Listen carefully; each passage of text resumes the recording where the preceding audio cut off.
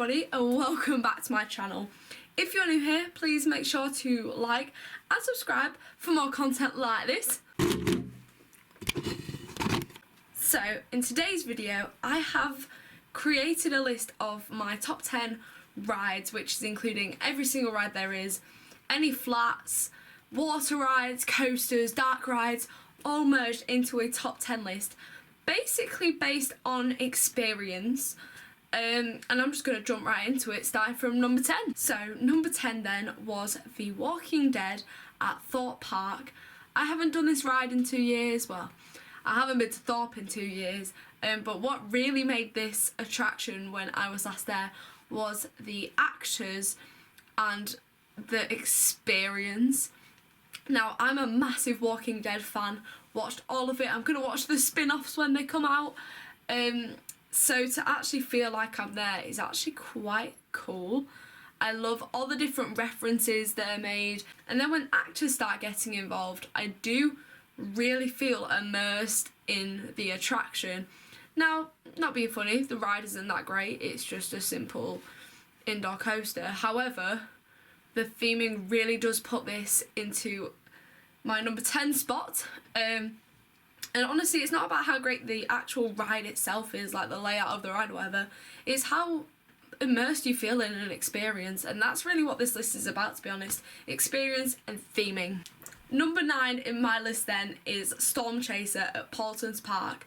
Now, this coaster is actually in my top 5 coasters if we went through that list. However, it is number 9 when all rides are involved. What makes this ride for me is the area. When I first went there, I walked into the area and it is insane. There's a petrol station, there's a shop, there's the road markings like we're on Route 66, there's a massive barn, and what makes the area feel more immersed as well is other small attractions in the area surrounding a bigger ride. It does kind of give you a feel that this is a proper large area.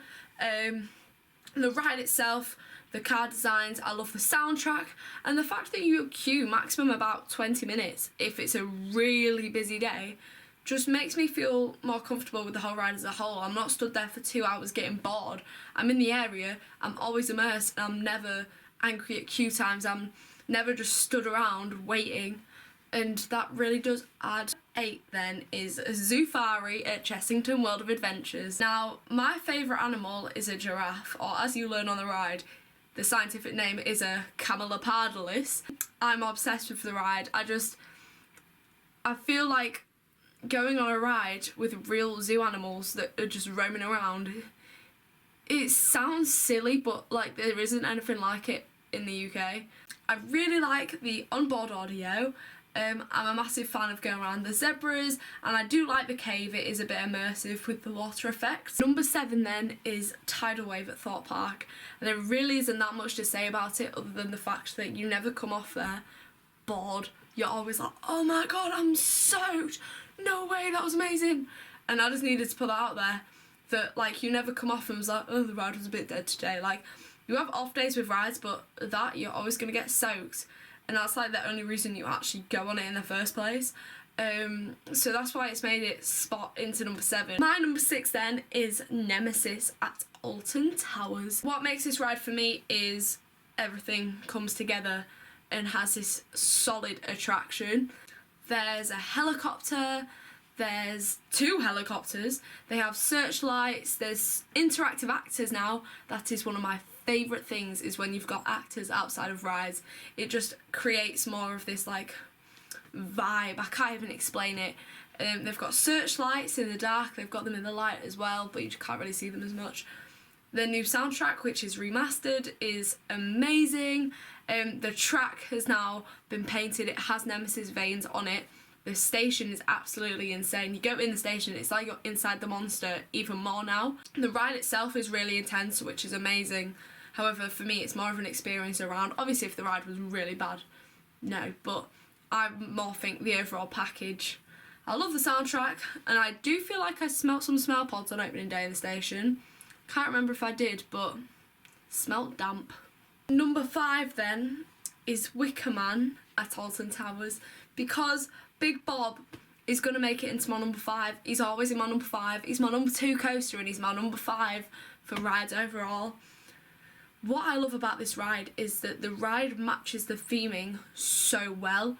I love how the fire and wood works together, but I also love how the storyline of the Beyond and being burnt alive works with the ride itself and how interactive the ride is with Big Bob, the massive structure, which is also impressive, but also how the ride carries you. It is rough, it is rackety, it is intense, and that's exactly what I think I'd feel if I was getting burnt alive. What I also love is smell pods. I love the pre-show, I can say it off by heart. I love number 12, it was my favourite row on the ride, and the whole package just comes together, and I love how fast they are at boarding you on as well. It just makes the experience better, not standing there being like, oh, there's 2 empty seats there. They're always getting you on. Number 4 is Valhalla at Blackpool Pleasure Beach, and I really do think this ride gets forgotten about so much. The onboard audio of Valhalla makes the ride absolutely spectacular. The amount that you get wet is a lot. Like, I could tip my shoes out. What annoys me is sometimes I want to ride it and not get soaked, because I do think that the theming in the ride itself without the water is pretty impressive. However, it's Valhalla, like, that's the whole point. Fire outside in the massive building with a massive waterfall on it. It just looks spectacular, and you follow a story through it, and the amount of, even the ride elements, you go backwards into a drop. Like, I just think the whole thing works together to create like this. Like, it's like its own little world inside this massive building. Like, number 3 is Nemesis Subterra at Alton Towers, because this ride is insane. It's got every single thing I'd want. I don't even like flat rides, and this drop tower is absolutely fine and doesn't make you feel sick. It has actors. The staff work in the ride are in character, which is always nice because it really does give you the feel of like, oh, this is real. There's pre-shows. Always like a pre-show to explain to people who don't know what the Phalanx is, and just the storyline in general. I do really love the storyline. What I also like is that they get people on. It's got a massive throughput, and you don't want to be queuing too long. I love all the effects on the rides. I'm gonna spoil it. You have wire flapping around underneath you, like the Nemesis monster is trying to get you. There is a poker in the back of the seat that pokes into your back. There is mist effects. Actors at the end really just make the experience of like, go, get out, go, save yourselves. Number 2 then is Curse at Alton Manor at Alton Towers Resort. Curse is my favourite ride other than 1. Oh my god, I love Curse so much. What really made this ride for me was this year, obviously last year, they added the Pepper's Ghost effect, and I'm obsessed with the Pepper's Ghost effect. They added it last year, and I got to experience it for the first time this year, and they kept it in from Halloween. I love the Pepper's Ghost effect, so it properly made the ride for me. The audio is absolutely insane through the queue line, through the actual pre-show, through the ride itself. Everything is amazing. I love the sound effects where the girl is speaking on one side of the room, the other side of the room. I think the lighting is really good in there. I think it was dark, but it wasn't like super dark, but they've made it darker, which works. The bits that were too dark, where it was literally just like pitch black for like a solid 7 seconds, they've now filled. Pepper's Ghost effect. There is tons of different things going on. There's a lot to look at. However, when you do need your attention drawn to one thing, it definitely is. I love the actors out the front. This guy calls me Rabbit Girl because I had fluffy leg warmers on. The interaction is insane. There's always actors. Sometimes the actors are even walking around in the queue, in the graveyard, and outside the front. And the whole area is just built now, and I'm so happy that Jewel had been turned into Curse, because it's now just a whole new area that is absolutely amazing. My number 1 is always going to be the Swarm at Thorpe Park, because it has everything you want. It has an upside down ambulance, it has a helicopter, it has an abandoned plane. The ride goes through a billboard, the station is an abandoned church, the soundtrack is themed, and there's actually a radio telling you to head to the abandoned church, which is where you board the ride. The soundtrack is also written by Yumi at 6 with their theme tune, This Is the End of the World. The ride's a B&M wing coaster, which is amazing. I don't know what more else anyone actually wants. The trains are designed really, really well. Thank you so much for watching this channel. If you're new here, please make sure to like and subscribe for more content like this.